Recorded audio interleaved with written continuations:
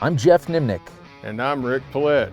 And we're the hosts of The Last Stand. Coyote hunting is my passion. And coyote calls are my livelihood. And together we aim to bring you the best predator hunting tips, tricks, and tactics, right down to The Last Stand. The Last Stand, presented by Lucky Duck Predator Calls. We are the masters of deception. Daniel Defense, manufacturing freedom. Swagger Bipods, shoot with confidence, shoot with swagger. Hornady, accurate, deadly, dependable.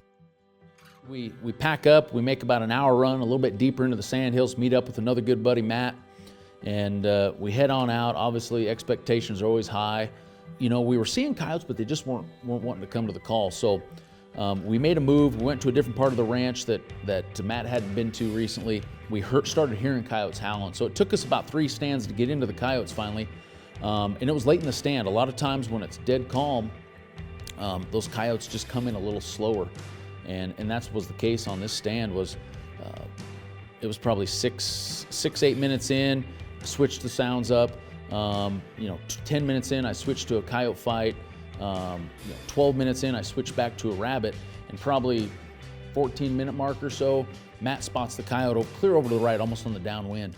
And I just kind of waited for the coyote to make a move. A lot of times, if you're sitting there and the coyote pops up, let the coyote make the move first before you get real antsy and try to move your sticks and the coyote spooks off. That's what I did. We just kind of froze. We got the camera on him. The coyote starts coming off the hill. I moved. The coyote got down in the bottom. I only had about another 20 yards before the coyote would have got behind the hill on us. And a lot of times a simple little whistle or lip squeak or bark, and that coyote's going to stop and check up. And that's what this coyote did. Woo! Woo!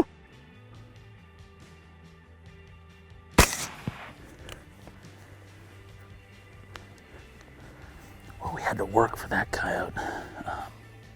We did get in here where the coyotes were. They were actually further west than what we thought. I'm pretty sure this was one of the coyotes, but Matt made a great spot. We were 15 minutes into the stand. A lot of times when it's dead calm like that, you just got to sit a little longer. The coyotes just usually don't come barreling in. They take their time, just like this one did.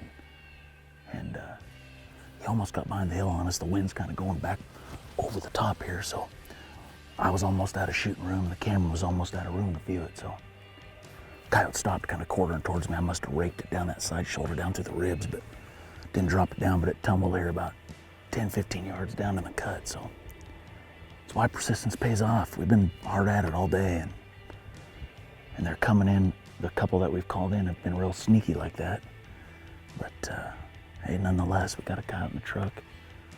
We still have a couple hours of daylight left to maybe get a few more. So Matt was feeling a little down on himself because I had been shooting the coyotes that day and he hadn't got a chance to shoot one yet. So he was bound and determined on this very next stand that he was going to be the one that gets the coyote. So we got in there, and luckily for us, right when we got sat down, the wind picked up. And this is something we didn't have all day. The wind picked up to 8 or 10 mile an hour. It was still overcast, and we were sitting in a bunch of yuccas, and I knew it would be a little tough to see these coyotes, but I felt good about the stand.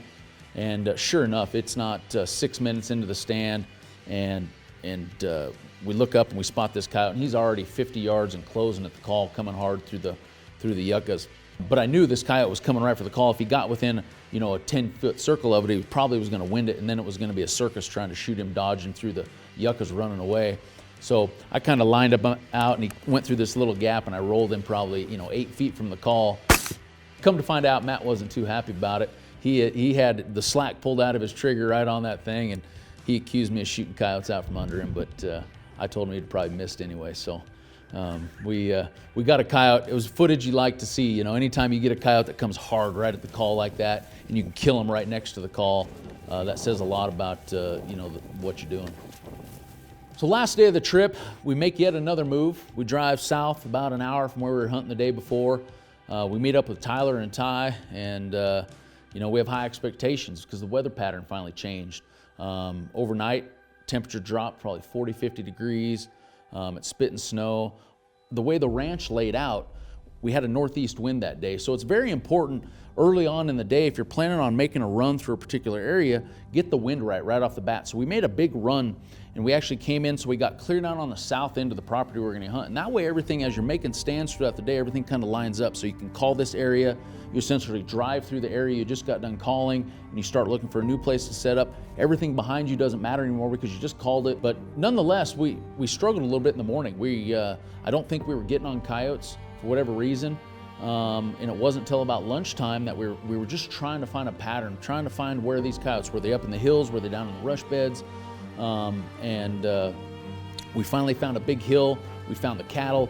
We got up in the hill, and it's not 3-4 minutes into the stand, and I catch a glimpse of the coyote coming over the hill. He disappears down into the drop. Ready? And I was able to alert Ty and Tyler, and I kind of both saw them swing their guns right there in front of the call, and I figured it was going to be who was the quickest on the trigger on this one.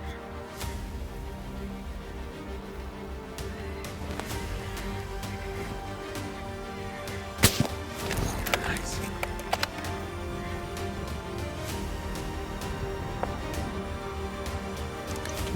So our setup worked out perfect how we wanted it. We finally got up in the hills. I think that's where these coyotes are. Wind's blowing from right to left. That coyote actually came from the downwind side, but he made a beeline right for the call. We lost visibility of him down in this low spot, but that was okay.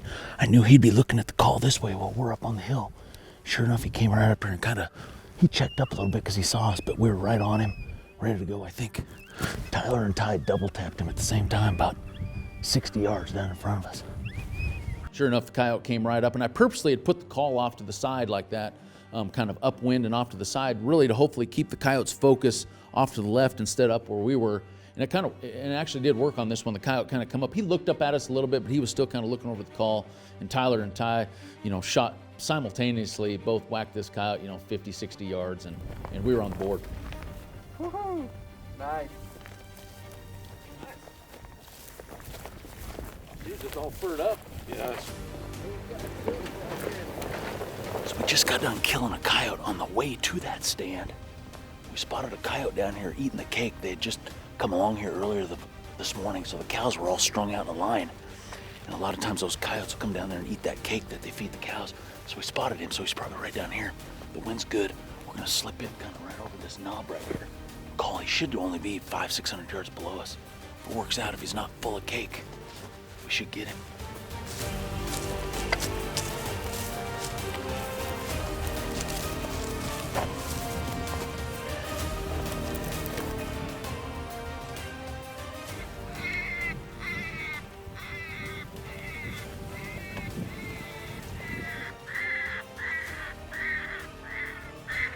See him coming through there? He's coming right here through the yellow grass. See him? He's right here in this bottom. I'll stop him right here on this hill for you.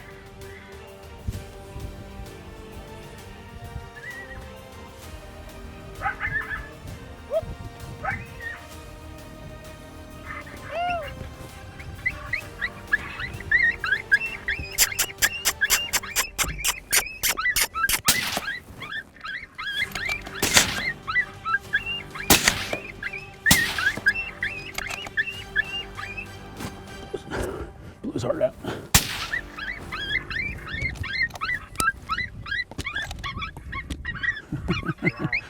I blew his heart out on that runner. Sometimes you hit a coyote in the heart, even on a dead run like that. They don't just roll. Sometimes you'd think every time you'd hit them, they'd stumble or roll.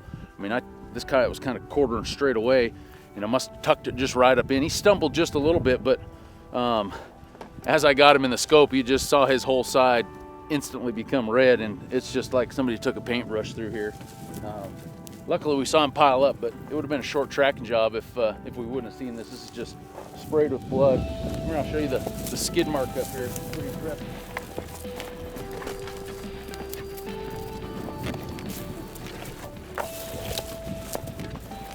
He had some momentum going down the hill. He hit and skidded probably 10 yards.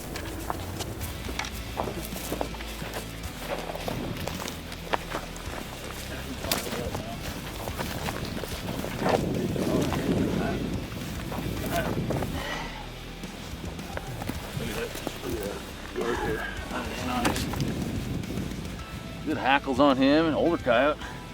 Yeah, older female, sorry. Older female. Good teeth on her. It's got her in the lungs a little bit too, bleeding out of the mouth, but nonetheless, we're on them, man. You got it, bet you, Two buddy. dang stands in a row. We finally figured out a pattern. So now we've killed coyotes in back-to-back stands. You know, we've starting to develop a little bit of a pattern where we think the coyotes now are up in the hills. So that's kind of what we're keying on. That's what we're looking for. We made a couple blank stands, but we still thought the coyotes were going to be up in the hills. And the challenge to hunting these hills is it's real steep terrain on the side hills. You know, we were anticipating that the coyotes were going to be on the south-facing slopes of the hill because it was a north wind. Just like any kind of animal, they're going to bed up out of the wind. And when we set up on this stand, you would have thought you could have seen coyotes coming forever. But once again, like happened many times on this trip, it's just a matter of, oh, coyotes right there, you know, 75 yards on a dead run coming up underneath. And at that moment, you know, we barely have time to get the camera on. It's time to go. I kind of wheeled down and used my red dot. Caught him a little far back on the first shot. The coyote spun a little bit. Shot him again to finish him off. But it's just amazing, you know. You sit there, you think you're going to see everything, and before you know it, you know, in a matter of 3 seconds, you have a coyote. You know, from the time you spotted the coyote to the time you shoot it, it's really all the time there was to do that. But nonetheless, we're kind of pumped back up. You know, now we have 3 coyotes for the day. We're feeling good. We think we have a pattern figured out. You know, we load up and we head to the next one.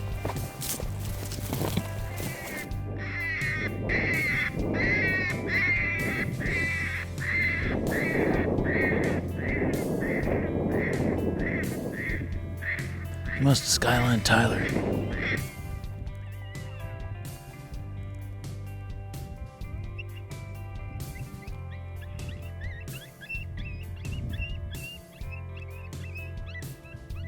it coming?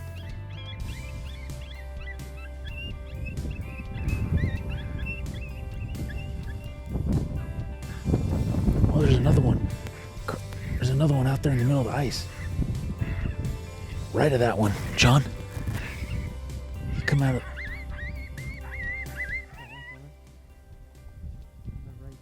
Oh, he's sitting there.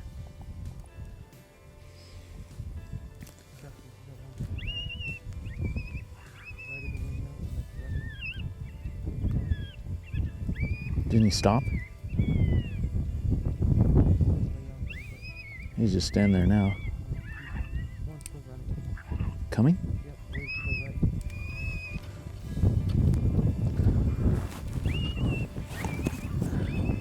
This guy's coming hard at the second. This back one. I'll probably pair up and come right. Oh, look at him coming. Here we go. We got him.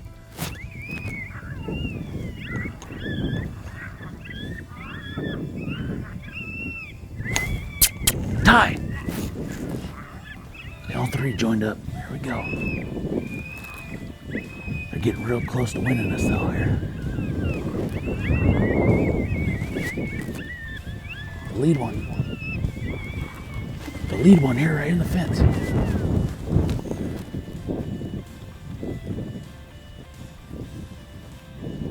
I'm gonna red dot him right here.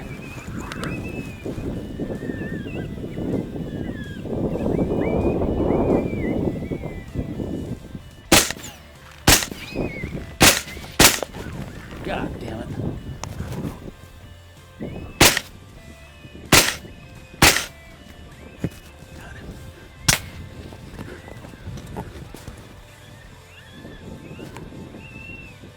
Where's the other one at? Oh.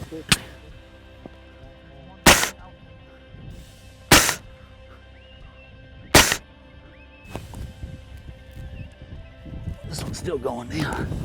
Got it good.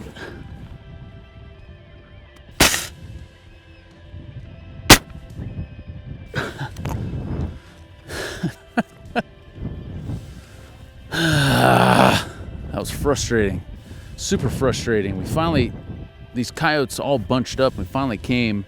All it took was one of them. One of them from the far right, a coyote we didn't even know was here, came hard, and the other 2 just sucked them right in, almost like geese. The lead coyote came up right here. He kind of peeled out here. I had him probably 60 yards, and I tried to red dot him. I shot right at the top of him, and then it was a cluster. I rolled him down here by the fence, but I got him in the front leg, I think. This one out here stopped out here probably 250, 300. Ty got it. Yeah, so we finally got what we were looking for. This trip will come in, and I'm not pleased, obviously, with what happened. I'm glad we got one for sure. We'll probably go over here after this one. I knocked his front leg out. Maybe both legs are pretty good. If we'd have got him right here, I think we'd have had a good chance. But it looked like the back two, my focus was on the lead coyote. He was coming so hard, I'm like, let's kill him and those back two. So I took him, but the problem is the wind's going right here. This lead coyote was probably within yards of getting my wind. Like I said, shooting down, I just shot over the top of him, a couple of those shots with the red dot. By the time he come across that flat out there, about 150, I did roll him. But Ty made a good shot on this one. This one actually checked up out there. It didn't even really know what was going on with the pup fight, and I had schoolyard brawl playing. But we definitely got one coyote. The other one, he was 350, 400 yards out there when we finally got some shots. But another stand where I ran my mag dry. So that's kind of a common thing with me, I guess. But we'll go get these coyotes. We're going to drive down and get them on the meadow here. We'll get that one. We'll go over there. We might find this coyote. He might be laid up, bleeding out by now. We'll go see, but definitely one, maybe two.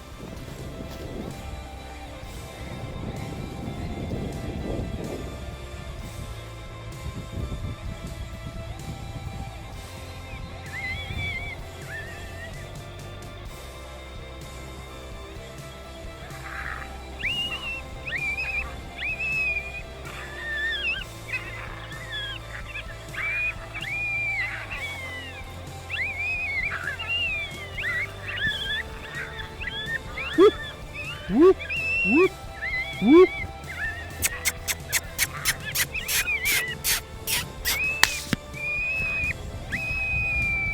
You know, all in all, we had an awesome week. We had an awesome day of hunting. You know, like I said before, it really comes down to having fun out here, the camaraderie with the guys, you know, cracking jokes and telling stories all day long, riding from stand to stand. You know, we worked today. We froze. It was cold. It was below zero, probably wind chills most of the day. We walked a lot. We probably made 15 or 16 stands. We put in the effort, you know, and we were rewarded with 5 coyotes. And 5 coyotes is an awesome day no matter where you go, no matter what time of year. Just nothing I'd rather be doing than killing coyotes in February, I can tell you that.